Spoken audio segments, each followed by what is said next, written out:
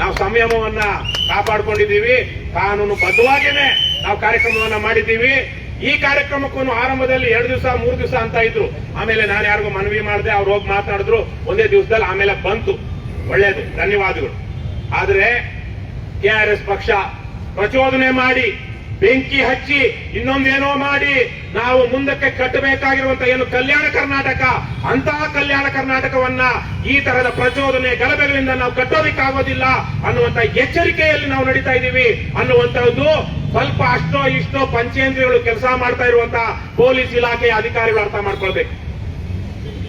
ಬಹಳ ಸುಲಭ ಎಮೋಷನ್ಸ್ ನ ಫ್ಲೇರ್ ಅಪ್ ಮಾಡಿ ಯಾವ ತರದ್ ಬೇಕಾದ್ರೂ ಮಾಡಬಹುದು. ನಾವು ಇಲ್ಲಿ ತನಕ ಮಾಡಿಲ್ಲ. ಬೆಂಕಿ ಹಚ್ಚಿ ಗದ್ದಲ ಗಲಭೆ ಮಾಡಿ ಕೊನೆಗೆ ಸರ್ಕಾರ ದಬ್ಬಾಳಿಕೆ ಮಾಡಿದಾಗ ಸರ್ಕಾರಕ್ಕೆ ಕೆಟ್ಟ ಹೆಸರು ತಂದು ಅದ್ರ ಮೂಲಕ ಲಾಭ ಮಾಡಿಕೊಳ್ಳುವಂತದ್ದು ಕೆಆರ್ಎಸ್ ಪಕ್ಷದ ರಾಜಕೀಯ ಕಾರ್ಯಕ್ರಮ ಅಲ್ಲ. ಜನರಲ್ಲಿ ಪರಿವರ್ತನೆ, ಸಮಾಜದಲ್ಲಿ ಪರಿವರ್ತನೆ, ನಮ್ಮ ಪ್ರತಿನಿಧಿಗಳಾಗಿ ಸರ್ಕಾರ ನಡೆಸ್ತಾ ಇರುವಂತಹ ಜನಪ್ರತಿನಿಧಿಗಳಲ್ಲಿ ಪರಿವರ್ತನೆ ಅದಾದಾಗ ಮಾತ್ರ ನಾವು ಬಯಸುವಂತಹ ಒಂದು ರಾಜ್ಯ ನಿರ್ಮಾಣ ಮಾಡೋದಕ್ಕೆ ಸಾಧ್ಯ ಆಗುತ್ತೆ. ಹಾಗಾಗಿ ಈ ಸಂದರ್ಭದಲ್ಲಿ ಬರುತ್ತೆ ಒಂದು ದಿವಸ, ಯಾವತ್ತು ಅಂತ ನನಗೆ ಗೊತ್ತಿಲ್ಲ, ಬಹುಶಃ ನಿಮಗೂ ಗೊತ್ತಿಲ್ಲ. ಇದೇ ಇವತ್ತಿರುವಂತಹ ಸರ್ಕಾರಗಳ ರೀತಿಯ ಮುಂದಕ್ಕೆ ಹೋದ್ರೆ ಇವತ್ತು ಕರ್ನಾಟಕ ರಾಜ್ಯ ಸಮಿತಿ ಪಕ್ಷದ ಸೈನಿಕರೊಂದು ತೀರ್ಮಾನ ಮಾಡಬಹುದು. ಬೇಕಾದ್ರೆಲ್ಲ ನಾವು ಮಾಡಲ್ಲ. ಆದ್ರೆ ಇವತ್ತು ನಾವು ನಾಳೆಯಿಂದ ಭ್ರಷ್ಟಾಚಾರದ ವಿರುದ್ಧ ಹೋರಾಟ ಮಾಡೋದಿಲ್ಲ. ಪೊಲೀಸ್ ಸ್ಟೇಷನ್ಗಳಲ್ಲಿ, ಸರ್ಕಾರಿ ಕಚೇರಿಗಳಲ್ಲಿ, ಇನ್ಯಾವುದೋ ಒಂದು ಸಾರ್ವಜನಿಕ ಸಂದರ್ಭದಲ್ಲಿ ನಾವು ವಿಡಿಯೋ ಮಾಡೋದಿಲ್ಲ ಅಂತ ನಾವು ತೀರ್ಮಾನ ಮಾಡಿದ್ರು ಜನ ಬಿಡ್ತಾರೇನಪ್ಪ? ಬಿಟ್ಟಿದಾರ? ಜನ ಸುಮ್ಮನಿದ್ದಾರೆ. ಇವತ್ತು ಇಡೀ ದೇಶಕ್ಕೆ ಕೇವಲ ರಾಜ್ಯಕ್ಕಲ್ಲ, ಇಡೀ ದೇಶಕ್ಕೆ ಸಾರ್ವಜನಿಕ ಸ್ಥಳಗಳಲ್ಲಿ ಯಾರದೇ ಅನುಮತಿ ಇಲ್ಲದೆ ವಿಡಿಯೋ ಮಾಡಬಹುದು, ಫೋಟೋ ತೆಗೆಯಬಹುದು, ಸರ್ಕಾರಿ ಕಚೇರಿಗಳು ಅದರಲ್ಲಿ ಸೇರಿದೆ, ಪೊಲೀಸ್ ಸ್ಟೇಷನ್ಗಳು ಅದರಲ್ಲಿ ಸೇರಿದೆ ಅಂತ ತೋರಿಸಿದ ಏಕೈಕ ಪಕ್ಷ ಕರ್ನಾಟಕ ರಾಜ್ಯ ಸಮಿತಿ ಪಕ್ಷ. ಕೇವಲ ಕರ್ನಾಟಕಕ್ಕಲ್ಲ, ಇಡೀ ದೇಶದಲ್ಲೇ ಎಲ್ಲೂ ಈ ತರದ್ದಾಗಿಲ್ಲ. ಇವತ್ತು ನಾವು ಸುಮ್ಮನಾದ್ರೂ ಎಚ್ಚೆತ್ತುಕೊಂಡ ಜನ ಸುಮ್ಮನಿರ್ತಾರೇನ್ರಪ್ಪ? ಸುಮ್ಮನಿರ್ತಾರ? ಹಾಗಾಗಿ ಇವತ್ತು ಎಚ್ಚೆತ್ತ ಜನ ಒಂದು ದಿನ ಸ್ವಯಂ ಪ್ರೇರಿತವಾಗಿ ಬಂದಾಗ ಈ ಬಯಲು ಬಂದೀಖಾನೆಯ ಯಾವ ಗೋಡೆಗಳು ಆ ಜನಸಮೂಹವನ್ನ ತಡೆಯೋದಿಕ್ಕಾಗೋದಿಲ್ಲ. ವಿಧಾನಸೌಧ ದೂರ ಇಲ್ಲ. ನೇಪಾಳದಲ್ಲಿ, ಬಾಂಗ್ಲಾದಲ್ಲಿ ಆದ ತಕ್ಷಣಕ್ಕೆ ಕರ್ನಾಟಕದ ಸರ್ಕಾರ ಎಚ್ಚೆತ್ತುಕೊಂಡು ಆ ಕಡೆ ಒಂದು ಗೇಟು ನೋಡಿ, ಇಲ್ಲೆಲ್ಲ ಇದಿರ್ಲಿಲ್ಲ, ಆ ಮೇಲೆ ಶೀಟು, ಅದು ಕೆಳಗಡೆ ಒಂದು ಏನು ಅಲ್ಲೆಲ್ಲ ಮೊಳೆ ಅದೇನು ದೊಡ್ಡ ಇವು ಈ ಕಡೆ ಎಲ್ಲ ಹಾಕ್ಬಿಟ್ರು, ಎಲ್ಲ ಹಾಕಿದ್ದಾರೆ. ಇವುಗಳಿಂದ ನೀವು ಅಕ್ರಮಗಳನ್ನ, ಭ್ರಷ್ಟಾಚಾರವನ್ನ, ದುರಾಡಳಿತವನ್ನ ನಡೆಸ್ತಾ ಇರುವಂತ ನೀವು ಇವುಗಳಿಂದ ರಕ್ಷಣೆ ಪಡ್ಕೊಳ್ತೀವಿ ಎಂದರೆ ನಿಮ್ಮಷ್ಟು ಶತಮೂರ್ಖರು ಯಾರೂ ಇಲ್ಲ. ಅರ್ಥ ಮಾಡ್ಕೊಳ್ಳಿ. ಮಾನ ಮರ್ಯಾದೆಯಿಂದ, ಗೌರವ ಘನತೆಯಿಂದ ಆಡಳಿತ ನಡೆಸಿ. ಪೊಲೀಸರು ಅಷ್ಟೇ, ನಮ್ಮ ರಾಜ್ಯದಲ್ಲೇ ಇರುವಂತಹವರು. ನಾನು ನಿನ್ನೆ ತಾನೇ ಜಲಿಯನ್ ವಾಲಾಬಾಗ್ ಅಂದ್ರು ನಮ್ಮ ಮಂಜುನಾಥ್ ಉಪಾಧ್ಯಕ್ಷರು. ನಾನು ಬೆಳಿಗ್ಗೆನೋ ರಾತ್ರಿ ಯೋಚನೆ ಮಾಡ್ತಾ ಇದ್ದೆ, ರಾತ್ರಿ ಅಲ್ಲ ಬೆಳಿಗ್ಗೆನೆ. ಜಲಿಯನ್ ವಾಲಾಬಾಗ್ ಆದೇಶ ಕೊಟ್ಟವನು ಒಬ್ಬನೇ ಒಬ್ಬ ಕೆಂಪು ಮೂತಿಯ ಬ್ರಿಟಿಷ್ ಅವನು, ಜನರಲ್ ಡಯರ್. ಏನಪ್ಪ ಆದೇಶ ಫೈರ್ ಅಂದವನು ಒಬ್ಬನೇ ಬಿಳಿ ಅವನು. ಗುಂಡು ಹೊಡೆದವ್ರು ಯಾರು? ನಮ್ಮವರೇ. ಆವತ್ತಿನ ಭಾರತ ಸರ್ಕಾರದ ಅಥವಾ ಪಂಜಾಬಿನ ಪೊಲೀಸರು, ಸರ್ದಾರ್ಜಿಗಳು ಇದ್ರು, ಸಿಖ್ರು ಇದ್ರು, ಹಿಂದೂಗಳಿದ್ರು, ಮುಸಲ್ಮಾನರು ಇದ್ರು ಆ ಪೊಲೀಸ್ ಫೋರ್ಸ್ ಅಲ್ಲಿ ನಿಂತ್ಕೊಂಡು ನಾನು ಯೋಚನೆ ಮಾಡ್ತಾ ಇದ್ದೆ, ಸುಮ್ನೆ ಒಬ್ಬ ಆ ಕಡೆ ಈ ಕಡೆ ಅಲ್ಲಿರೋ ಪೊಲೀಸರಲ್ಲಿ ಒಬ್ರು ಇಬ್ರು ಇಲ್ಲ ನಾನು ಗುಂಡಾಡ್ಸಲ್ಲ ಅಂತ ಒಬ್ಬರಾದ್ರೂ ಅಂದ್ಕೊಂಡ್ರ ಅಥವಾ ನೆಲಕ್ಕೇನಾದ್ರು ಗುಂಡು ಹೊಡೆದ್ರ? ಯಾವ ತರಹದ ಮತಿಭ್ರಮಿತರಾಗಿದ್ರು ಆವತ್ತಿನ ಸರ್ಕಾರದ ಕೆಳಗಡೆ ಕೆಲಸ ಮಾಡ್ತಿದ್ದವರು ಅಂದ್ರೆ ಬಹುಶಃ ಯಾರೊಬ್ಬನು ನೆಲ ಕೊಡೋದಿಲ್ಲ. ಆ ಕಡೆ ಈ ಕಡೆ ನೋಡಿರ್ತಾನೆ. ಸುಮ್ನೆ ನಾನು ಕುದುರೆನ ಅದೇನೋ ಟ್ರಿಗರ್ ಅಂತಾರಲ್ವಾ, ಅದನ್ನ ಬಂದೂಕಿನ ಟ್ರಿಗರ್ ನಿಂಗೆ ಅಲ್ಲಾಡ್ಸೋಣ ಅಂತ ಅಂದ್ಕೊಂಡಂಗಿಲ್ಲ. ಎಲ್ಲರೂ ಗುಂಡು ಹೊಡೆದಿದ್ದು. ಯಾರು ಹೊಡೆದಿದ್ದು? ಅಣ್ಣ ತಮ್ಮ. ಅಲ್ಲಿ ಯಾರು ಸತ್ತು ಬಿದ್ರು ಅವ್ರ ಅಣ್ಣ ತಮ್ಮಂದ್ರೆ, ಬೇರೆ ಯಾರು ಅಲ್ಲ. ಅವ್ರು ಯಾರು ಸತ್ರು ಜಲಿಯನ್ ವಾಲಾಬಾಗ್ ಅಲ್ಲಿ ಅವ್ರ ಅಣ್ಣ ತಮ್ಮಂದ್ರೆ. ಯಾಕಂದ್ರೆ ಆವತ್ತು ಬ್ರಿಟಿಷರ ದಾಸ್ಯದಲ್ಲಿ ಕೆಲಸ ಮಾಡ್ತಿದ್ದಂತ ಜನ ಅವರು. ಯಾರ ದಾಸ್ಯದಲ್ಲಿ? ಬ್ರಿಟಿಷರ ದಾಸ್ಯದಲ್ಲಿ. ಇವತ್ತು ಇಲ್ಲೆಲ್ಲ ಕೆಲಸ ಮಾಡ್ತಿರುವಂತವ್ರು ನಮ್ಮ ಅಧಿಕಾರಿಗಳು, ಸೈನಿಕರು ಬ್ರಿಟಿಷರ ದಾಸ್ಯದಲ್ಲಿದ್ದಾರ? ಆ ತರಹದ ದಾಸ್ಯದಲ್ಲಿರೋರಲ್ಲ ಇವತ್ತಿರುವಂತಹ ಪೊಲೀಸರು. ಇವತ್ತಿರುವಂತಹ ಪೊಲೀಸರಿಗೆ, ಒಂದಷ್ಟು ಅಯೋಗ್ಯರಿಗೆ, ಅಧಮರಿಗೆ ಸಂವಿಧಾನ ಗೊತ್ತಿಲ್ಲದೆ ಇರಬಹುದು, ಕಾನೂನು ಗೊತ್ತಿಲ್ಲದೆ ಇರಬಹುದು, ಮಾನವೀಯತೆ ಇಲ್ಲದೆ ಇರಬಹುದು. ಆದ್ರೆ ಬಹುತೇಕ ಪೊಲೀಸರಿಗೆ ಗೊತ್ತಿದೆ, ಇವರು ನಮ್ಮ ನಾಡಿನ ಜನತೆ, ನಮ್ಮ ಅಣ್ಣ ತಮ್ಮಂದ್ರು, ಇವ್ರ ಮೇಲೆ ಯಾವನೊಬ್ಬ ಫೈರ್ ಅಂದ್ರು ನಾನು ಫೈರ್ ಮಾಡಬಾರ್ದು ಅಂತ ಬಹುತೇಕ ಅಧಿಕಾರಿಗಳಿಗೆ ಗೊತ್ತಿರುತ್ತೆ. ಹಾಗಾಗಿಯೇ ಬಾಂಗ್ಲಾದಲ್ಲಿ ಪಾಕಿಸ್ತಾನದ ಸೈನ್ಯ ಆಯ್ತಾ ಈ ಸಲ? 71ರಲ್ಲಿ ಪಾಕಿಸ್ತಾನದ ಸೈನ್ಯ ಇತ್ತು, ಬಹಳ ದೊಡ್ಡ ದಬ್ಬಾಳಿಕೆ ಮಾಡಿದ್ರು. ಪೂರ್ವ ಪಾಕಿಸ್ತಾನ ಅಂತ ಇದ್ರು ಇವತ್ತಿನ ಬಾಂಗ್ಲಾವನ್ನ. ಪಶ್ಚಿಮ ಪಾಕಿಸ್ತಾನದ ಒಂದು ದೊಡ್ಡ ಸೈನ್ಯ ಬಾಂಗ್ಲಾ ಪೂರ್ವ ಪಾಕಿಸ್ತಾನದಲ್ಲಿತ್ತು. ಅವರು ನಮ್ಗೆ ಬಂಗಾಳಿ ಮುಖ್ಯ, ಬಾಂಗ್ಲಾ ಭಾಷೆ ಮುಖ್ಯ, ಬಂಗಾಳಿ ಭಾಷೆ ಮುಖ್ಯ, ನಾವು ಪಾಕಿಸ್ತಾನದಿಂದ ಬೇರ್ಪಡೆ ಆಗ್ತೀವಿ, ನಾವು ಸಪರೇಟ್ ಆದಂತಹ ಒಂದು ದೇಶವನ್ನ ಕಟ್ಕೊಳ್ತೀವಿ ಅಂತ ಹೋದಾಗ ಆ ಪಶ್ಚಿಮ ಪಾಕಿಸ್ತಾನ, ಇವತ್ತಿನ ಪಾಕಿಸ್ತಾನದಿಂದ ಬಂದಿದ್ದಂತ ಸೈನಿಕರು ಕೊಲೆ ಮಾಡಿದ್ರು, ಹಲ್ಲೆ ಮಾಡಿದ್ರು, ಶೂಟ್ ಮಾಡಿದ್ರು. ಮೊನ್ನೆ ಆವತ್ತು ಶೂಟ್ ಮಾಡಿದಂತ ಸಂದರ್ಭದಲ್ಲಿ ಇಡೀ ದೇಶವನ್ನ, ಆ ಇಡೀ ಸಮೂಹವನ್ನ ಎಬ್ಬಿಸಿ ಒಂದು ದೇಶವನ್ನ ಕಟ್ಟಿದಂತ ರಾಷ್ಟ್ರ ಬಂಧು ಏನು ಶೇಖ್ ಹಸೀನಾ ಅವರ ಅಪ್ಪ, ಇವತ್ತೇನು ನಮ್ಮ ದೇಶದಲ್ಲಿ ಇದ್ದಾಳಲ್ವ ಶೇಖ್ ಹಸೀನಾ ಅಂತ, ಅವರ ಅಪ್ಪ ಇವತ್ತು ಆತನ ಮಗಳ ಮೇಲೆ ಇಡೀ ದೇಶದ ಜನ ತಿರುಗಿ ಬಿದ್ದಾಗ ಕೇವಲ ಪೊಲೀಸರು ಮಾತ್ರವಲ್ಲ, ಸೈನಿಕರೇ ಬಂದೂಕನ್ನ ಪಕ್ಕಕ್ಕಿಟ್ರು. ಯಾಕೆ ಹೇಳಿ? ಅವರು ಬಾಂಗ್ಲಾ ಸೈನಿಕರು, ಬಂಗಾಳಿ ಸೈನಿಕರು, ಬಂಗಾಳಿ ದೇಶವಾಸಿಗಳು. ಅವ್ರು ಯಾವುದೋ ಪಾಕಿಸ್ತಾನದಿಂದ ಬಂದಂತವರಲ್ಲ, ಅಥವಾ ಬೇರೆ ಇನ್ಯಾವುದೋ ಗುಲಾಮಗಿರಿಯ ಮನಸ್ಥಿತಿಯಲ್ಲಿದ್ದವರಲ್ಲ. ನಾವು ಫೈರ್ ಮಾಡಬೇಕಾಗಿರೋದು ಯಾರ ಮೇಲೆ? ನಮ್ಮ ಅಣ್ಣ ತಮ್ಮಂದ್ರ ಮೇಲೆ ಇಲ್ಲಪ್ಪ ಅಂತ ನಮ್ಮ ಕಣ್ಣ ಮುಂದೆ ಇರುವಂತಹ ನಿದರ್ಶನ ಇದು. ವಿಧಾನಸೌಧದಲ್ಲಿ, ನಾನು ಪೊಲೀಸರಿಗೆಲ್ಲ ಹೇಳ್ತಾ ಇರೋದು, ವಿಧಾನಸೌಧದಲ್ಲಿರುವಂತಹ ಮೂರ್ಖರಿಗೆ, ಅಧಮರಿಗೆ, ಭ್ರಷ್ಟರಿಗೆ, ದೇಶ ದ್ರೋಹಿಗಳಿಗೆ ಹೇಳ್ತಾ ಇರುವಂತದ್ದು. ಯಾವ ಪೊಲೀಸರನ್ನ ಇಟ್ಟುಕೊಂಡು, ಯಾವ ಸೈನ್ಯವನ್ನ ಇಟ್ಟುಕೊಂಡು ನಾವು ಜನರ ಮೇಲೆ ದಬ್ಬಾಳಿಕೆ ಮಾಡಬಹುದು, ಕಾನೂನನ್ನ ಉಲ್ಲಂಘಿಸಬಹುದು, ಬಲಪ್ರಯೋಗ ಮಾಡಬಹುದು ಅಂದುಕೊಳ್ತಿರೋ ಮೂರ್ಖರೇ, ಯಾವ ಪೊಲೀಸರು ಆವತ್ತು ಜನ ತಿರುಗಿ ಬಿದ್ದಾಗ ಬಂದೂಕ್ ಎತ್ಕೊಳ್ಳೋದಿಲ್ಲ, ಬಂದೂಕನ್ನ ಪಕ್ಕಕ್ಕಿಟ್ಟು ಅಪ್ಪ ನಾನು ನಿನ್ ಜೊತೆ ಇದ್ದೀನಿ ಅಂತ ಹೇಳಿ ಅವ್ರದ್ದೇನಾದ್ರೂ ಇದ್ರೆ ಅದನ್ನ ತೆಗೆದು ಬೆಲ್ಟ್ ಕಳಿಸಿ ಅದೇ ಕಾಕಿ ಡ್ರೆಸ್ ಅಲ್ಲೇ ನಮ್ ಜೊತೆಗೆ ಬರ್ತಾರೆ ವಿಧಾನಸೌಧಕ್ಕೆ. ಇದು ನಮ್ಮ ಕಣ್ಣ ಮುಂದೆ ಕೇವಲ 3-4 ತಿಂಗಳ ಹಿಂದೆ ಬಾಂಗ್ಲಾದಲ್ಲಿ ನಡೆದಿರುವಂತಹ ಘಟನೆ. ಹಾಗಾಗಿ ಪೊಲೀಸರಿಗೂ ಯಾರೋ ಆಗ್ಲೇ ಹೇಳ್ದಲ್ವಾ, ಯಾವನ ಸಿಂಗಮ್ಮ ಪಿಂಗಮ್ಮ, ಯಾವನ್ಗೋ ಚೇಷ್ಟೆ ಕುಚೇಷ್ಟೆ ಇದ್ರೆ ಅವನಿರ್ಲಿ, ಎಲ್ಲರೂ ಅವರೇ ಅಲ್ಲ. ಈ ರಾಜ್ಯಾದ್ಯಂತ ಪೊಲೀಸರು, ಅನೇಕ ಜನ ಪೊಲೀಸರು ನಮ್ಮ ಜೊತೆಗಿದ್ದಾರೆ. ಯಾರಿಲ್ಲ? ಯಾವ ಪೊಲೀಸ್ ಇಲ್ಲ? ಯಾವ ಠಾಣೆಗೆ, ಪೊಲೀಸ್ ಸ್ಟೇಷನ್ಗೆ ಹೋಗಿ ನೀನು ಮಾಡಿರೋದು ತಪ್ಪಪ್ಪ, ಇದು ಕಾನೂನು ಬಾಹಿರ, ನೀನು ದುಡ್ಡು ತಗೊಂಡು ಇನ್ಯಾವನ ಮೇಲೆ ಸುಳ್ಳು ಕೇಸ್ ಆಗ್ತಾ ಇದೆಯಾ, ಇನ್ಯಾವನ್ನು 24 ಅವರ್ಸ್ ಆದ್ಮೇಲೆ ಇಟ್ಕೊಂಡು ಅವನ ಹತ್ರ ಏನೋ ಬರ್ಸ್ಕೊಳ್ತಾ ಇದೆಯಾ, ರಿಯಲ್ ಎಸ್ಟೇಟ್ ಲೇವಾದೇವಿ ಮಾಡ್ತಾ ಇದೆಯಾ, ಕಳ್ಳರನ್ನ ನೀನು ಕೆಲಸಕ್ಕೆ ಇಟ್ಕೊಂಡು ಅವ್ರ ಕತ್ತಿರೋ ಮಾಲನ್ನ ನೀನ್ ತಿಂದ್ಕೊಂಡು ಕಳ್ಳತನದ ಕೇಸ್ಗಳನ್ನ ಇನ್ಯಾರಿಗೋ ಹೇಳಿ ಫಿಟ್ ಮಾಡಿಸ್ತಾ ಇದೆಯಾ ಅಂತ ನಾವು ಯಾವ ಪೊಲೀಸರನ್ನ ಪ್ರಶ್ನೆ ಮಾಡ್ತೀವೋ ಆ ಅಧಮರಷ್ಟೇ ನಮ್ಮ ಮೇಲೆ ಬರ್ತಾ ಇರೋದು. ಇಲ್ವೇನಣ್ಣ? ಇವತ್ತು ರಾಜ್ಯಾದ್ಯಂತ ಇಷ್ಟು ಸಹಸ್ರ ಪೊಲೀಸ್ ಇದ್ದಾರೆ, ಎಲ್ಲರೂ ನಮ್ಮ ವಿರುದ್ಧ ಇದ್ದಾರ? ಯಾರಿದ್ದಾರೆ? ಅಲ್ಕಾ ಕೆಲಸ ಮಾಡಿರೋರು ಮಾತ್ರ. ಅಲ್ಕಾ ಕೆಲಸ ಮಾಡಿರೋರು ನಮ್ಮ ವಿರುದ್ಧ ಇಲ್ಲ. ಅಲ್ಕಾ ಕೆಲಸ ಮಾಡಿ ನಾವು ಪ್ರಶ್ನೆ ಮಾಡಿದಾಗ ಸಿಕ್ಕಾಕೊಂಡವ್ರು ಮಾತ್ರ.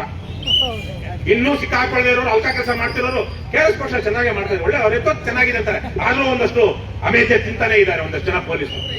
ಆದ್ರೆ ಇದಾರೆ, ಕಡಿಮೆ ಆಗಿಲ್ಲ. ಆದ್ರೆ ಅವರೂ ಸಹ ನಮ್ಮ ಪರವಾಗಿ ಮಾತಾಡ್ತಾರೆ. ಯಾವನು ನಮ್ಮ ಪರವಾಗಿ ಮಾತಾಡೋದಿಲ್ಲ?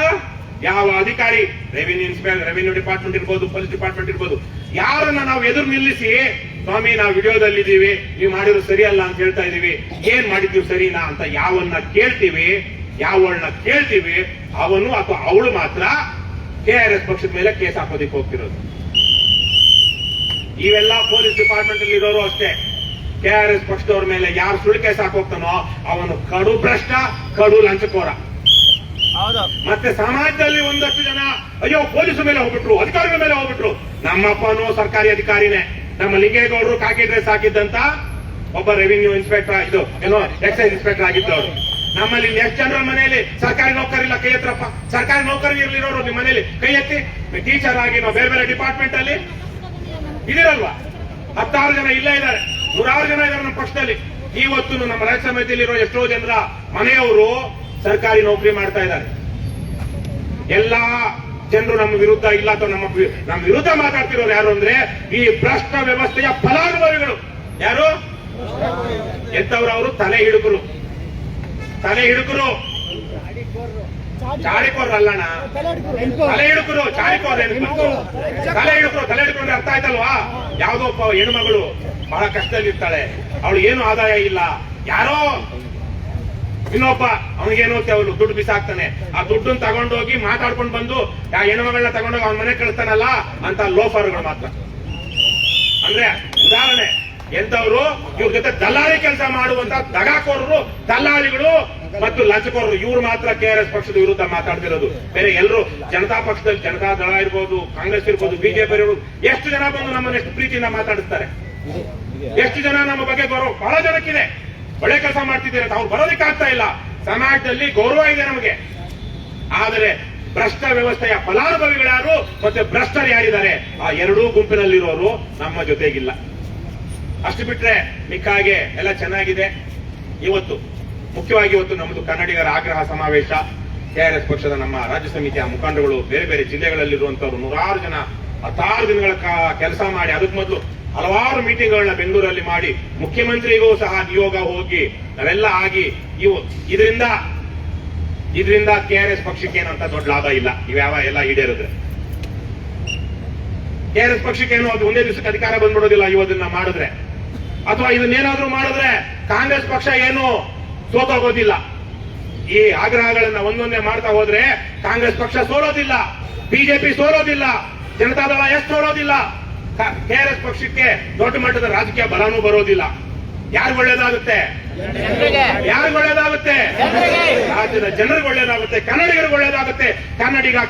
ಕರ್ನಾಟಕದ ಹಿತಾಸಕ್ತಿ ರಕ್ಷಣೆ ಆಗುತ್ತೆ. ಅವ್ರಿಗೇನೋ ನಷ್ಟ ಆಗ್ಬಿಡುತ್ತೆ, ಬಿಜೆಪಿ ಅವರಿಗೆ, ಕಾಂಗ್ರೆಸ್ ಅವರಿಗೆ ಇದನ್ನು ಮಾಡೋಂಗಿದ್ರೆ ಇಲ್ಲ, ನಷ್ಟ ಆಗಲ್ಲ. ಅವ್ರಿಗೆ ಸಾಧ್ಯ ಆದ್ರೆ ಲಾಭನೇ ಆಗುತ್ತೆ. ಮಾಡಿದಂತವನ ಹೆಸರು ಒಂದು ಚಿರಸ್ಥಾಯಿಯಾಗಿ ಉಳಿಯುತ್ತೆ. ಮಾಡ್ರಯ್ಯ ಅಂದ್ರೆ ಯಾಕೆ ಮಾಡ್ತಾ ಇಲ್ಲ ಗೊತ್ತಾ? ಇವತ್ತು ನಮ್ಮ ರಾಜ್ಯದಲ್ಲಿ ಪ್ರಜಾಪ್ರಭುತ್ವ ಇಲ್ಲ. ಇದು ಕೆಲವೇ ಒಂದು 200-250 ಜನ, 200 ಕುಟುಂಬಗಳು ನಡೆಸ್ತಾ ಇರುವಂತಹ ಒಂದು ಸೀಮಿತ ಪ್ರಜಾಪ್ರಭುತ್ವ, ಆಲಿಗಾರ್ಕಿ. ಇವತ್ತು ನಮ್ಮ ಇಡೀ ರಾಜ್ಯವನ್ನ 150-200 ಜನ, 200 ಕುಟುಂಬಗಳು ತಮ್ಮ ಕಪಿಮುಷ್ಟಿಯಲ್ಲಿ ಇಟ್ಟುಕೊಂಡಿವೆ. ಅವರಿಗೆ ಅವರದೇ ಆದಂತಹ ಸಾಮ್ರಾಜ್ಯಗಳಿವೆ. ಒಬ್ಬನಿಗೆ ಕಬ್ಬಿನ ಸಕ್ಕರೆ ಕಾರ್ಖಾನೆಯ ಸಾಮ್ರಾಜ್ಯ, ಇನ್ನೊಬ್ಬನಿಗೆ ರಿಯಲ್ ಎಸ್ಟೇಟ್ ಸಾಮ್ರಾಜ್ಯ, ಇನ್ನೊಬ್ಬನಿಗೆ ಗಣಿಗಾರಿಕೆ ಸಾಮ್ರಾಜ್ಯ, ಇನ್ನೊಬ್ಬನಿಗೆ ಶಿಕ್ಷಣೋದ್ಯಮದ ಸಾಮ್ರಾಜ್ಯ, ಇನ್ನೊಬ್ಬನಿಗೆ ಆರೋಗ್ಯ ಕ್ಷೇತ್ರದ ಸಾಮ್ರಾಜ್ಯ. ಈ ತರಹದ ಸಾಮ್ರಾಜ್ಯಗಳನ್ನ, ಮಾಫಿಯಾಗಳನ್ನ ಸೃಷ್ಟಿ ಮಾಡಿಕೊಂಡಿರುವಂತಹ ಈ 150-200 ಕುಟುಂಬಗಳು ಇವು ಈಗ ಸರ್ಕಾರಿ ಶಾಲಾ ವ್ಯವಸ್ಥೆಯನ್ನ ಸರಿ ಮಾಡಿ ಪ್ರಾಥಮಿಕ ಶಾಲೆಗಳಲ್ಲಿ ಉತ್ತಮವಾದ ಗುಣಮಟ್ಟದ ಶಿಕ್ಷಣ ಸಿಗುವ ಹಾಗೆ ಮಾಡಿ ಅಂದ್ರೆ ಯಾರಿಗೂ ಒಳ್ಳೇದಾಗುತ್ತೆ? ಯಾರಿಗೂ ಒಳ್ಳೇದಾಗುತ್ತೆ?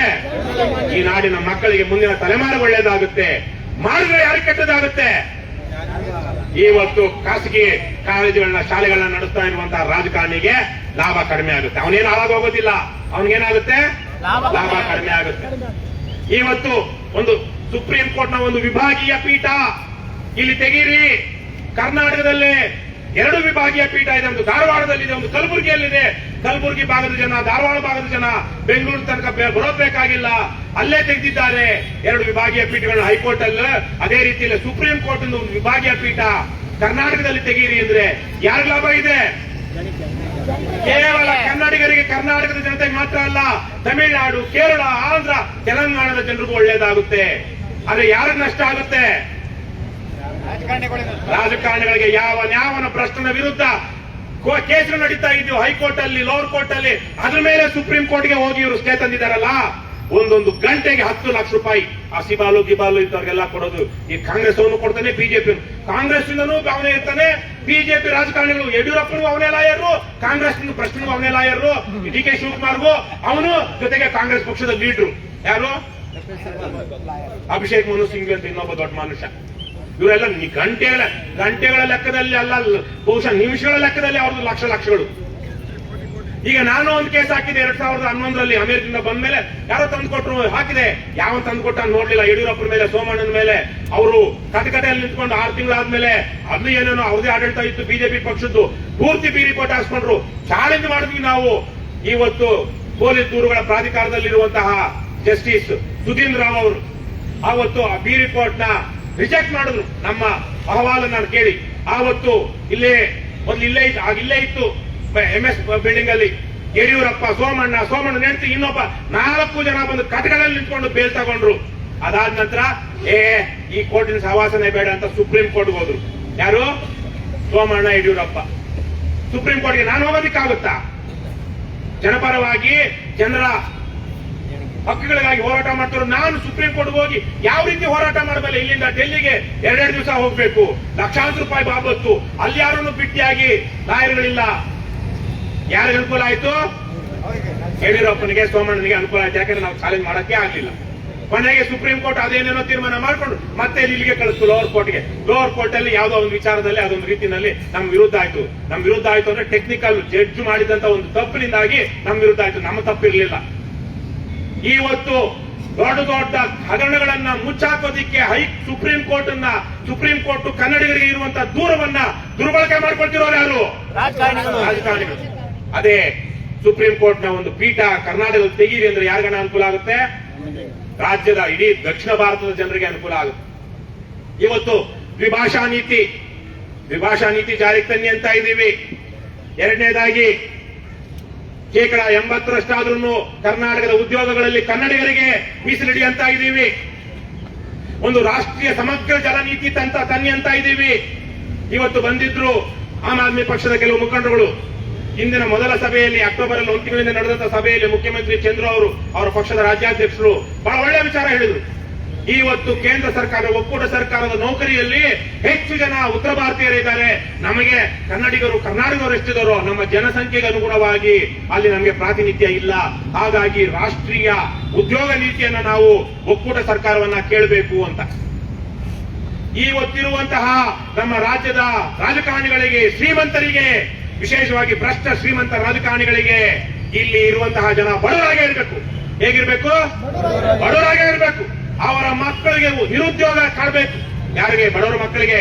ಆವಾಗ ಅವರ ಮನೆಯಲ್ಲಿ ಕಸ ತೆತ್ತೋದಿಕ್ಕೆ, ಲಾರಿ, ಅವರ ಕಾರು ಗೀರು ಡ್ರೈವ್ ಮಾಡೋದಿಕ್ಕೆ, ಬೇರೆ ಇನ್ಯಾವುದೋ ಕೂಲಿ ಮಾಡೋದಿಕ್ಕೆ ಅವಾಗ ಲೋಕಲ್ ಜನ ಕನ್ನಡಿಗರು ಸಿಗ್ತಾರೆ. ಅದೇ ಕನ್ನಡಿಗರಿಗೆ ಉದ್ಯೋಗ ಬಂದು 3 ಲಕ್ಷ ಸರ್ಕಾರಿ ಹುದ್ದೆಗಳನ್ನ ತುಂಬಿಸಿ ಅಂತ ಯಾವುದೋ ಒಂದ್ರಲ್ಲಿ ಕೇಳ್ತಾ ಇದೀವಿ. ಇವತ್ತು 3 ಲಕ್ಷ ಸರ್ಕಾರಿ ಹುದ್ದೆಗಳು ಖಾಲಿ ಇವೆ. ಪೊಲೀಸರು, ಮೇಸ್ಟ್ರುಗಳು, ಈ ರೆವಿನ್ಯೂ ಡಿಪಾರ್ಟ್ಮೆಂಟ್ ಅಲ್ಲಿ ಎಲ್ಲ ಆ ಹುದ್ದೆಗಳನ್ನ ತುಂಬಿಸಿದ್ರೆ ಯಾರು ಒಳ್ಳೇದಾಗುತ್ತೆ? ರಾಜ್ಯ ಜನತೆಗೆ ಒಳ್ಳೇದಾಗುತ್ತೆ. ಯಾರಿಗೆ ಕೇಡಾಗುತ್ತೆ? ರಾಜಕಾರಣಿಗಳಿಗೆ ಕೇಡಾಗುತ್ತೆ. ಜನ ಶ್ರೀಮಂತರಾದಷ್ಟು, ಜನ ಸಬಲರಾದಷ್ಟು, ಜನ ಅವ್ಯವಹಾರಗಳನ್ನ, ಅಕ್ರಮಗಳನ್ನ ಪ್ರಶ್ನೆ ಮಾಡೋದಕ್ಕೆ ಬೇಕಾದಂತ ಒಂದು ಆರ್ಥಿಕ ಮತ್ತು ಬೇರೆ ರೀತಿಯ ರಾಜಕೀಯ ಚೈತನ್ಯವನ್ನ ಪಡೆದಾಗ ಯಾರಿಗೆ ಕೆಟ್ಟದಾಗುತ್ತೆ? ಭ್ರಷ್ಟ ರಾಜಕಾರಣಿಗಳಿಗೆ. ಹಾಗಾಗಿ ಇವೆಲ್ಲವೂ ಸಹ ಮಾಡಬೇಕಾಗಿರುವಂತಹ, ಆದರೆ ಇವತ್ತಿನ ಭ್ರಷ್ಟ ವ್ಯವಸ್ಥೆ ಮಾಡದೇ ಇರುವಂತದ್ದು. ಕರ್ನಾಟಕ ರಾಷ್ಟ್ರ ಸಮಿತಿ ನನ್ನ ಮೇಲೆ 13 ಕೇಸ್ ಇದೆ. ನಾನು ಹೇಳ್ತಾ ಇದ್ದೆ ಮೊನ್ನೆ, ಯಾರಾದ್ರೂ ಸರಿ, ತಮಾಷೆಗೆ ಹೇಳ್ತಾ ಇದ್ದೆ, ಯಾರಾದ್ರೂ ಸರಿ ನನಗಿಂತ ಜಾಸ್ತಿ ಕೇಸ್ಗಳನ್ನ ನಮ್ಮ ಪಕ್ಷದಲ್ಲಿ ಹಾಕ್ಸ್ಕೊಂಡ್ರೆ ಅವ್ರನ್ನ ಪಕ್ಷದಿಂದ ಉಚ್ಚಾಟನೆ ಮಾಡ್ಬಿಡ್ಬೇಕು ಅಂತ. ಯಾಕಂದ್ರೆ ನಮ್ಮವರು ಒಂದಷ್ಟು ಜನ ಭಯ ಇಲ್ಲದೆ ನಿರ್ಭೀತವಾಗಿ ಹೋರಾಟ ಮಾಡ್ತಾ ಇದ್ದಾರೆ, ಕೇಸ್ಗಳು ಹಾಕ್ಸ್ಕೊಳ್ತಾ ಇದ್ದಾರೆ. ಕಡಿಮೆ ಆಗಲಿ ಅದು ಅಂತ. ನೆನ್ನೆಲ್ಲ ಮೊನ್ನೆ ಇದ್ದೆ, ನಾಡಿದ್ದಿರ್ಬೇಕು, ಇನ್ನೊಂದು ಬರ್ತಾ ಇದೆ. ಅದು ಯಾವುದು ನಮ್ ದೊಡ್ಡ ವಿಚಾರ ಅಲ್ಲ. ನಾವ್ ಯಾವತ್ತಾದ್ರೂ ಸರ್ಕಾರಕ್ಕೆ ಮನವಿ ಮಾಡಿದೀವಪ್ಪ? ಒಬ್ಬ ಇದ್ದಾನೆ ಮಹೇಶ್ ರೆಡ್ಡಿ, ಅವ್ನು 20 ಕೇಸ್ ಆಗಿದೆ ಅಂತ. ಮೊದಲು ಅವನ್ನ ಸಸ್ಪೆಂಡ್ ಮಾಡ್ಬೇಕು. ರಘುನು ಹತ್ತತ್ರ ಬಂದ್ಬಿಟ್ಟಿರ್ಬೇಕು. ದೀಪಕ್ಕೂ 8-9 ಇದೆಯಂತೆ. ಸಾಕಾಗಿದೆ. ನಮ್ಗೇನ್ ಸಾಕಾಗಿದೆ ಅಂತ ಇಲ್ಲ, ಸುಮ್ನೆ. ಆದ್ರೆ ಇಲ್ಲೊಂದಿದೆ ಹಕ್ಕೊತ್ತಾಯ. ಯಾವುದೇ ಕಾನೂನು ಮತ್ತು ಸುವ್ಯವಸ್ಥೆಗೆ ಭಂಗವಾಗದ ರೀತಿಯಲ್ಲಿ ಜನಪರ ಹೋರಾಟಗಳನ್ನು ಮಾಡಿದ್ದಂತಹ ಸಂದರ್ಭಗಳಲ್ಲಿ ಹೋರಾಟಗಾರರ ಮೇಲೆ ದಾಖಲಿಸಿರುವಂತಹ ಮೊಕದ್ದಮೆಗಳನ್ನು ಸರ್ಕಾರ ಈ ಕೂಡಲೇ ಹಿಂಪಡೆಯಬೇಕು. ನಮ್ಮ ಜನಪರ ಹೋರಾಟಗಾರರು ನ್ಯಾಯಾಲಯಗಳಿಗೆ ಅಲೆದಾಡುವುದನ್ನು ತಪ್ಪಿಸಬೇಕು. ಕೆಆರ್ಎಸ್ ಪಕ್ಷ ಏನಪ್ಪ ಅದರಲ್ಲಿ ನಮ್ಮ ಹೋರಾಟಗಳನ್ನ ಹೇಳ್ತಾ ಇದೀವ. ನಮಗಿಂತ ಹಿಂದೆ ಬೆಳಗ್ಗೆ ಬಂದಿದ್ರಲ್ಲ ಜಾಣಗೆರೆ ವೆಂಕಟರಾಮಯ್ಯನವರು ಸೇರಿದಂತೆ ಅನೇಕ ಹೋರಾಟಗಾರರು 30-40 ವರ್ಷಗಳಿಂದ ಕನ್ನಡ ಪರ ಹೋರಾಟಗಳನ್ನ ಮಾಡ್ಕೊಂಡು ಬಂದಿದ್ದಾರೆ. ಈಗಲೂ ಅವರ ವಿರುದ್ಧವಾಗಿ ಅನೇಕ ಕೋರ್ಟ್ಗಳಲ್ಲಿ ಕೇಸ್ಗಳು ನಡೀತಾ ಇದೆ. ಅದನ್ನ ಪರಿಗಣಿಸಿ ಅಲ್ಲಿ ಯಾವತ್ತೂ ಏನು ಅವರು ಲಾ ಅಂಡ್ ಆರ್ಡರ್ನ ಕೈಗೆ ತಗೊಂಡಿಲ್ಲ ಅಂದ್ರೆ, ಏನೋ ಸಣ್ಣದಾಗಿ ರಸ್ತೆ ತಡೆನ ಇನ್ನೊಂದು ಮಾಡಿದ್ರೆ ಅದಕ್ಕೆ ಯಾಕೆ ಅಲಿಸ್ತೀರಾ, ತೆಗಿರಯ್ಯ ಅದನ್ನ ಅಂತಷ್ಟೇ ನಾವು ಕೇಳ್ತಾರೆ. ನಮಗ್ ಕೇಳ್ತಾ ಇದೀವ. ಆದ್ರಿಂದ ಒಂದಷ್ಟು ಅವರಿಗೆ ಕೊನೆಗಾಲದಲ್ಲಾದ್ರೂ ಒಂದಷ್ಟು ನೆಮ್ಮದಿ. ನಾನು ನಿನ್ನೆ ಹೋಗಿದ್ದೆ, 10-3/4 ವರ್ಷ ಆಯ್ತು. ನಾನು ಆಮ್ ಆದ್ಮಿ ಪಾರ್ಟಿಲ್ ಇದ್ದಾಗ ಅವತ್ತು 3 ದಿವಸ ಉಪವಾಸ ಸತ್ಯಾಗ್ರಹ ಮಾಡಿ ಟಿ.ಕೆ. ರವಿ ಪ್ರಕರಣದಲ್ಲಿ ಅವತ್ತು ಕೊನೆಗೆ ಎಲ್ಲ ರಸ್ತೆ ತಡೆ ಮಾಡಿದ್ರಲ್ಲಿ ಸಾವಿರಾರು ಮುಂದೆ. ಆ ಪ್ರಕರಣದಲ್ಲಿ 2 ಜನರ ಮೇಲೆ ಕೇಸ್ ಆಗಿದೆ. ಅದ್ರಲ್ಲಿ ನಂದು 7ನೇದೋ 2ನೇದೋ ಗೊತ್ತಾಗ್ತಾ ಇಲ್ಲ. ಎಲ್ರಿಗೂ ಲಾಯರ್ಗೂ ಗೊತ್ತಾಗ್ತಾ ಇಲ್ಲ, ಜಡ್ಜ್ಗೂ ಗೊತ್ತಾಗ್ತಾ ಇಲ್ಲ. 10 ವರ್ಷದಿಂದ ಈಗಲೂ ಹೋಗ್ತಾ ಇದ್ದೀನಿ. ನಾನು ಒಬ್ಬನೇ ಹೋಗ್ತಾ ಇದ್ದೀವಿ ಕೋರ್ಟ್ಗೆ.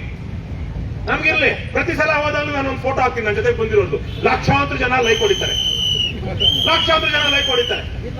ಕಳ್ಕೊಂಡಿದ್ದೀನ ನಾನೇನಾದ್ರು? ಆದ್ರೆ ನಾವೇನಾದ್ರು ಕೈ ಮುಗಿದಿದ್ವ ಯಾವನ್ನ ಹತ್ರ ನಮ್ ಕೇಸ್ಗಳಿಂದ ಇವೆಲ್ಲ ಖುಲಾಸೆ ಮಾಡ್ರಪ್ಪ ಅಂತ ಕೇಳ್ತಾ ಇರೋದು ಯಾರು? ಹಿರಿಯರು, ಹಿಂದಿನ ಹೋರಾಟಗಾರರು. ಅವ್ರ ಮೇಲೆ ಹಾಕಿರೋ ಕೇಸ್ ತೆಗಿರಯ್ಯ. ಇದರಿಂದ ಅವ್ರಿಗೆ ಗೌರವ ಬರುತ್ತೆ. ಬೆಳಿಗ್ಗೆ ಜಾಣಗೆರೆ ವೆಂಕಟರಾಮಯ್ಯ ಹೇಳಿದಾಗೆ ಇದು ಆಗ್ರಹ ಸಮಾವೇಶ ಅಲ್ಲ, ಅಭಿನಂದನಾ ಸಮಾವೇಶ ಮಾಡಬೇಕಾಗಿತ್ತು. ಯಾರಿಗೆ? ಈ ರಾಜ್ಯದ ಮುಖ್ಯಮಂತ್ರಿಗೆ, ಈ ಹೊತ್ತಿರುವಂತಹ ಸರ್ಕಾರಕ್ಕೆ ಅಭಿನಂದನಾ ಸಮಾವೇಶ ಮಾಡಬೇಕು ಅಂತ ನಮ್ಮ ಉದ್ದೇಶ ಇದ್ದಿದ್ದು. ಈ ಹಕ್ಕೊತ್ತಾಯಗಳಲ್ಲಿ ಕೆಲವನ್ನಾದ್ರೂ ಈಡೇರಿಸಿದ್ರೆ ಒಂದಾದ್ರೂ ಮಾಡಿದಾರೇನಪ್ಪ? ಇಲ್ಲ. ಹಾಗಾಗಿ ಈ ಹಕ್ಕೊತ್ತಾಯ ಸಮಾವೇಶಕ್ಕೆ ಇವತ್ತು ರಾಜ್ಯದ ಬೇರೆ ಬೇರೆ ಕಡೆಗಳಿಂದ ನಮ್ಮ ಕಾರ್ಯಕರ್ತರು, ನಮ್ಮ ಸೈನಿಕರಷ್ಟೇ ಅಲ್ಲ, ಬೇರೆ ಬೇರೆ ಸಂಘಟನೆಯವರು ಬಂದು ಬೆಳಗ್ಗೆಯಿಂದ ನಿಮ್ಗೆಲ್ಲ ಖುಷಿ ಆಯ್ತಲ್ವಾ? ನಮ್ಮ ಬಗ್ಗೆ ಎಷ್ಟೆಲ್ಲ ಜನ ಒಳ್ಳೆ ವಿಚಾರಗಳು ಹೇಳಿದ್ರು, ಈ ಮಾಡ್ತಿರೋ ಕೆಲಸದ ಬಗ್ಗೆ ಎಷ್ಟು ಒಳ್ಳೆ ವಿಚಾರಗಳನ್ನ ಹೇಳಿದ್ರು.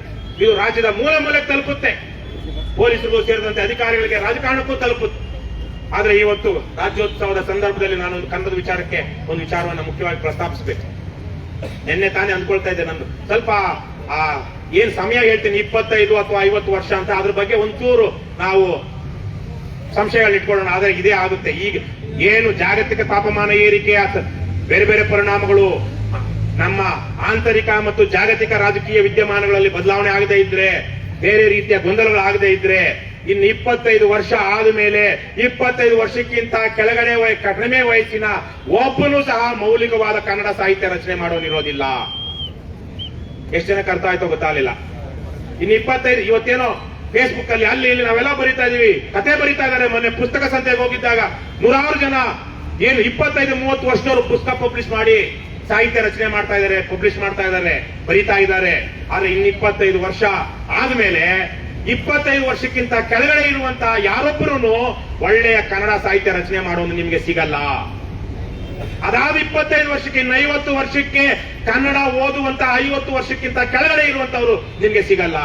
ಅಥವಾ 25 ವರ್ಷಕ್ಕಿಂತ ಕೆಳಗಡೆ ಕನ್ನಡ ಓದುವಂತವ್ರು 25 ಅಲ್ಲ 50ನೇ, ಇನ್ನೊಂದು 50 ವರ್ಷಗಳಲ್ಲಿ ಕನ್ನಡ ಓದುವಂತಹ ಸಾಹಿತ್ಯ ಬೇರೆದಕ್ಕಿಂತ ಕನ್ನಡ ಸಾಹಿತ್ಯ ಓದುವಂತಹ ಓದುಗರು ನಮ್ಗೆ ಸಿಗೋದಿಲ್ಲ.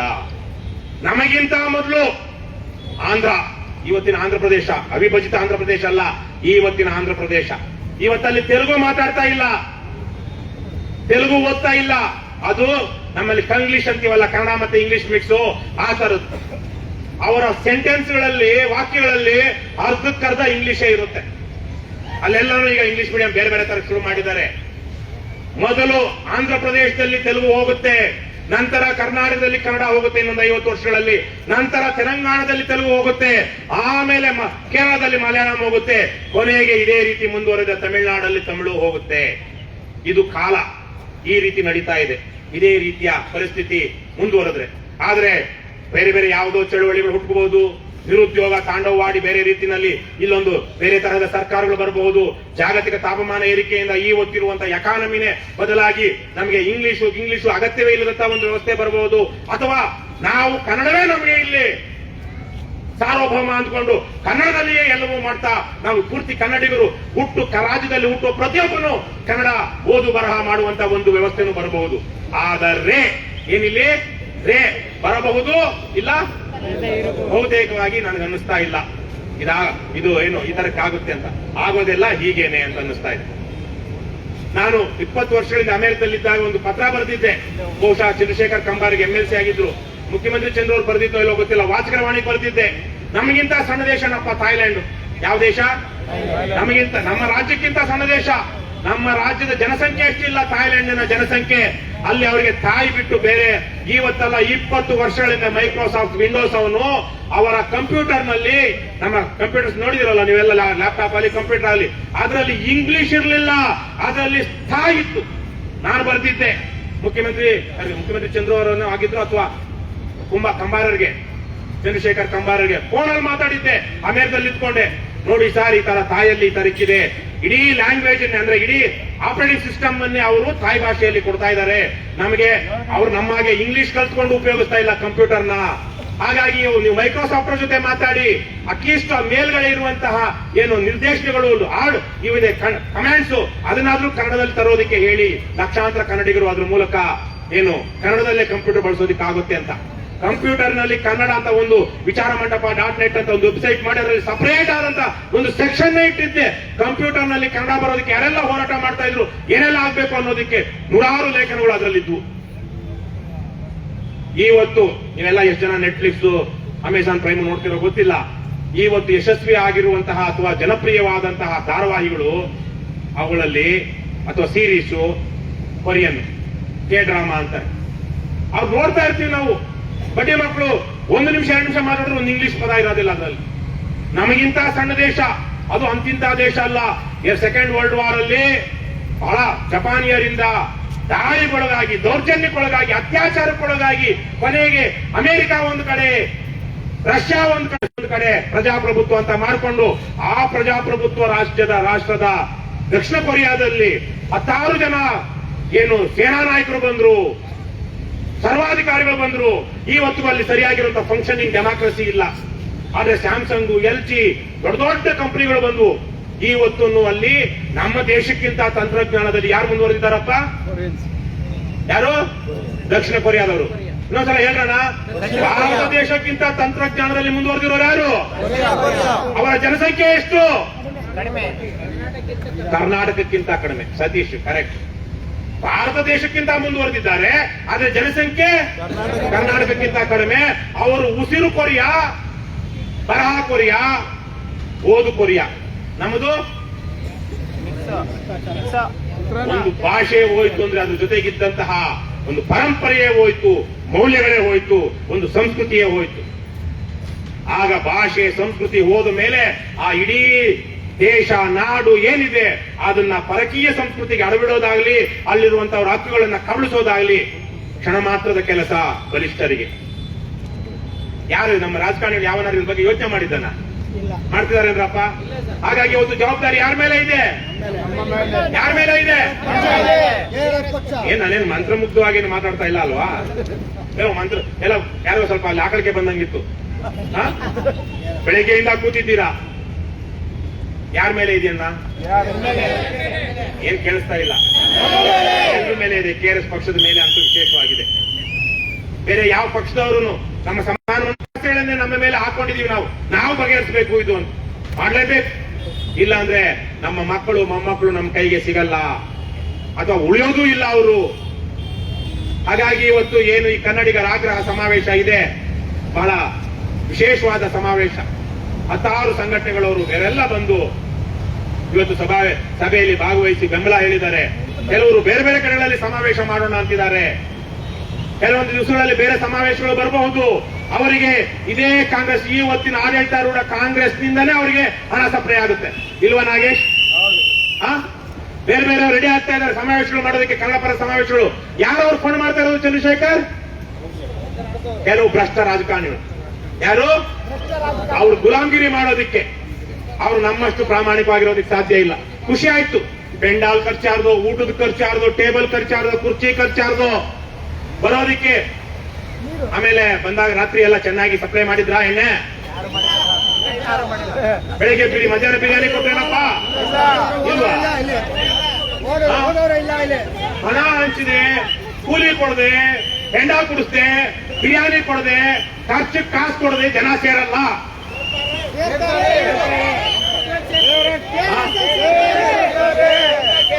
ಎಷ್ಟು ನಿಮ್ಗೆ ಗಣೇಶ್ ಕೂಲಿ ಇವತ್ತು? 1 ರೂಪಾಯಿ ಇಲ್ವಾ? 50 ಪೈಸಾ? 50 ಪೈಸಾ ಬಂದಾನೆ ನೋಡಿಲ್ಲ ನಾವು ಇತ್ತೀಚೆಗೆ. ಯಾರು ನೋಡಿದೀರಾ? ಒಂದೇ 1 ರೂಪಾಯಿ. ಅದು ಇನ್ಮೇಲೆ ಒಂದಷ್ಟು ದಿವಸ ಆದ್ಮೇಲೆ ಇರಲ್ಲ. 5 ರೂಪಾಯಿ, 1 ರೂಪಾಯಿ ಹೋಗುತ್ತೆ, ಅದಾದ್ಮೇಲೆ 5 ರೂಪಾಯಿ ಹೋಗುತ್ತೆ, ಆದ್ಮೇಲೆ 10 ರೂಪಾಯಿ ಹೋಗುತ್ತೆ. ಆ ತರ ಚಲನೆ ನಡೀತಾ ಇದೆ. ಮಳೆ ಬರ್ತಾ ಇದೆ. ನಮಗಿದೆ ಇವತ್ತು ಏನು? ಆಕಾಶವೇ ಹೊದಿಕೆ, ನೆಲವೇ ಹಾಸಿಗೆ, ನೆಲವೇ ಹಾಸಿಗೆ, ಆಕಾಶವೇ ಹೊದಿಕೆ. ಈ ತರಕ್ಕೆ ಇವತ್ತು ಇಷ್ಟೆಲ್ಲ ಧೈರ್ಯವಾಗಿ ಒಳ್ಳೆ ಸಂತೋಷ ವಿಚಾರ ಏನು ಅಂದ್ರೆ ಪೊಲೀಸರು ನಮ್ಮ ಅಂಗಳದೊಳಗಡೆ ಬಂದ್ರು. ಅವ್ರ ವಿರುದ್ಧ ನಾವು ಇದ್ದಿದ್ರೆ ಅವ್ರು ಬರ್ತಾ ಇದ್ರ? ಬೆಳಗ್ಗೆಯಿಂದ ಬಹಳ ಮಹಾದೇವ ಸ್ವಾಮಿ ಸೇರಿದಂತೆ ನೀವೆಲ್ಲ ಸಾಕಷ್ಟು ಸಹಕಾರ ಕೊಟ್ಟಿದ್ದೀರಾ. ನಿಮ್ಮೆಲ್ಲ ಪರಿಸರ ಬಹಳ ಬೇರೆ ಸಂದರ್ಭದಲ್ಲಾದ್ರೆ ಅವ್ರದ್ದು 3 ಸ್ಟಾರು ಬೇರೆ ಬೇರೆ ನ್ಯಾಯಾಧಿಕಾರಿಗಳು ಬಂದ್ಬಿಡ್ತಾ ಇದ್ರು. ಇವತ್ತು ಯಾರೂ ಇಲ್ಲ. ಅವ್ರಿಗೂ ಗೊತ್ತು ಇವತ್ತು KRS ಪಕ್ಷದವರು ಇರುವಂತಹ ಸಭೆ ಅಲ್ಲಿ ಶೀಲ ಶಿಸ್ತು ಇರುತ್ತೆ. ಇವತ್ತು ಕನ್ನಡಿಗರ ಆಗ್ರಹ ಸಮಾವೇಶ, ಇದು ಧರಣಿ ಅಲ್ಲ, ಪ್ರತಿಭಟನೆ ಅಲ್ಲ. ಪ್ರತಿಭಟನೆ ಆಗಿರೋ ನಮ್ಮ 2 ಜನ ಅಲ್ಲಿ ಇರ್ತಾ ಇದ್ರು, ಇವತ್ತು ಅಲ್ಲಿರ್ತಾ ಇದ್ರು. ಏನೋ ಕಳ್ಳ ಹೋಗಿ ಇನ್ನೊಬ್ಬ ಕಳ್ಳ ಬರ್ತಾನೆ ಅಷ್ಟೇ, ಎಲ್ಲ ಮುಖ ಹಾಕೊಳ್ಳೋದೇನೋ ಹೇಳ್ತಾರಲ್ಲ ಗಂಡುಂಗ ಅಂತ. ಹಾಗಾಗಿ ಎಲ್ಲ ಒಂದ್ಸಲ ಸೀಳೆ ಹಾಕೋಣ.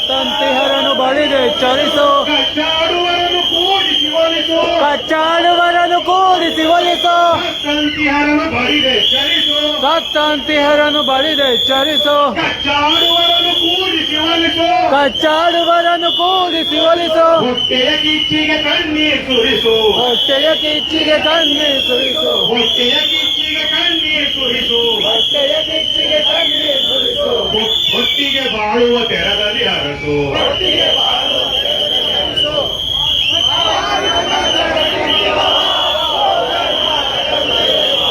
ಬಾರಿಸು ಕನ್ನಡ ಡಿಂಡಿಮವ, ಓ ಕರ್ನಾಟಕ ಹೃದಯ ಶಿವ, ನೀ ಮೆಟ್ಟುವನೆಲ ಅದ ಕರ್ನಾಟಕ, ನೀ ಮೆಟ್ಟುವನೆಲ ಅದ ಕರ್ನಾಟಕ,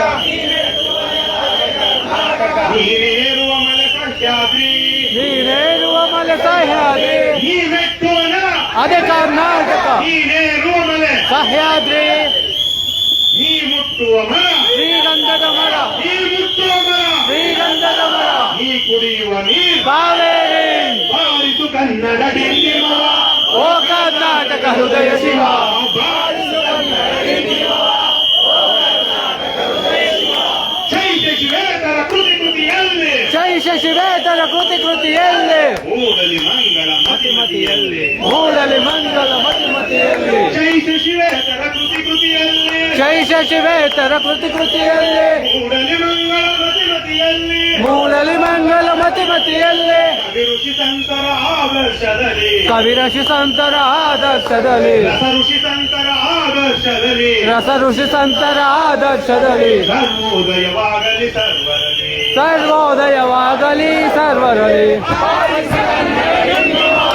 ಓ ಕರ್ನಾಟಕ ಹೃದಯ ಶಿವ, ಬಾರಿಸು ಕನ್ನಡ ಡಿಂಡಿಮವ, ಓ ಕರ್ನಾಟಕ ಹೃದಯ ಶಿವ, ಬಾರಿಸು ಬಾರಿಸು ಬಾರಿಸು ಬಾರಿಸು ಬಾರಿಸು ಕನ್ನಡ ಡಿಂಡಿಮವ, ಬಾರಿಸು ಬಾರಿಸು ಬಾರಿಸು ಬಾರಿಸು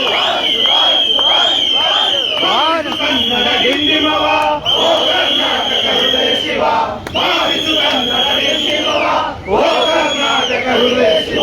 ಭ್ರಷ್ಟರೇ, ಪ್ರೇಮಿಗಳೇ,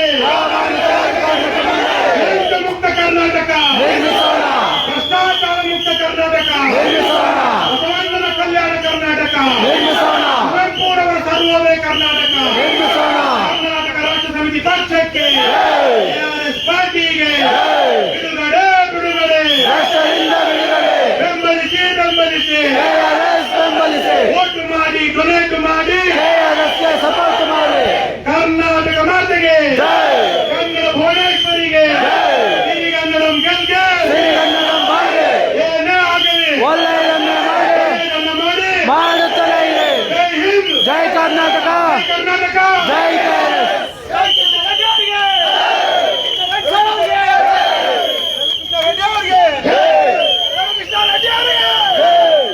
ಕರ್ನಾಟಕದ ಕಣ್ಣಿನ ಮಗನಾದ ರವಿಕೃಷ್ಣ ರೆಡ್ಡಿ ಅವರಿಗೆ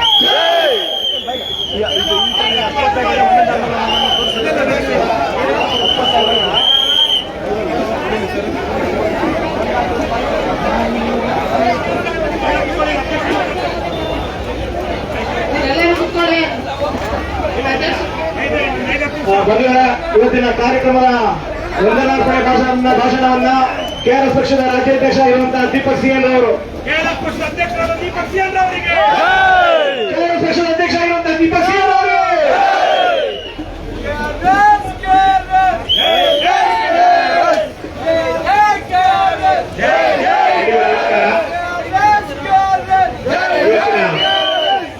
ಕನ್ನಡಿಗರ ಆಗ್ರಹ ಸಮಾವೇಶಕ್ಕೆ ನಾಡಿನ ಅನೇಕ ಹಿರಿಯ ಹೋರಾಟಗಾರರು ಇವತ್ತು ಬಂದು ಭಾಗವಹಿಸಿದ್ದಾರೆ. ಜಾಣಗೆರೆ ವೆಂಕಟರಾಮಯ್ಯ ಅವರು, ಶಿವರಾಮೇಗೌಡರು, ಉಮೇಶ್ ರಾಜಣ್ಣ, ಇನ್ನು ಅನೇಕರು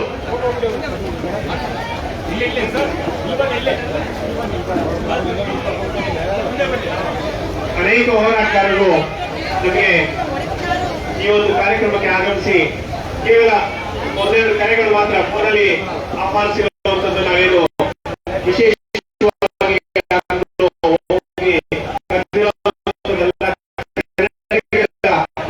ಕನ್ನಡದ ಕೆಲಸ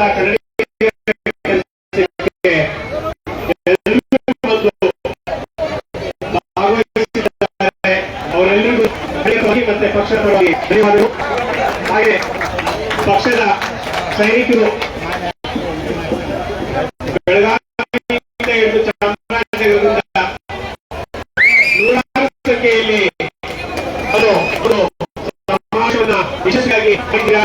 ಎಲ್ಲರಿಗೂ ಧನ್ಯವಾದಗಳು. ಹಾಗೆ ಈ ಒಂದು ಕಾರ್ಯಕ್ರಮವನ್ನು ನಡೆಯಲು ಅನೇಕ ರೀತಿಯಲ್ಲಿ ನೇರವಾಗಿರ್ಬೋದು ಅಥವಾ ಪರೋಕ್ಷವಾಗಿರ್ಬೋದು ಸಹಾಯವನ್ನು ಮಾಡಿದ್ದಾರೆ. ಪೆಂಡಾಲ ಹಾಕಿಸ್ಕೊಂಡಿದ್ದಾರೆ, ಊಟ ಕೊಡಿಸಿದ್ದಾರೆ, ನೀರು ಕೊಡಿಸಿದ್ದಾರೆ, ಬೇರೆ ಬೇರೆ ರೀತಿಯಲ್ಲಿ ಎಲ್ರಿಗೂ ಸಹಾಯವನ್ನು ಮಾಡಿದ್ದಾರೆ. ಅವರೆಲ್ಲರಿಗೂ ಧನ್ಯವಾದಗಳು.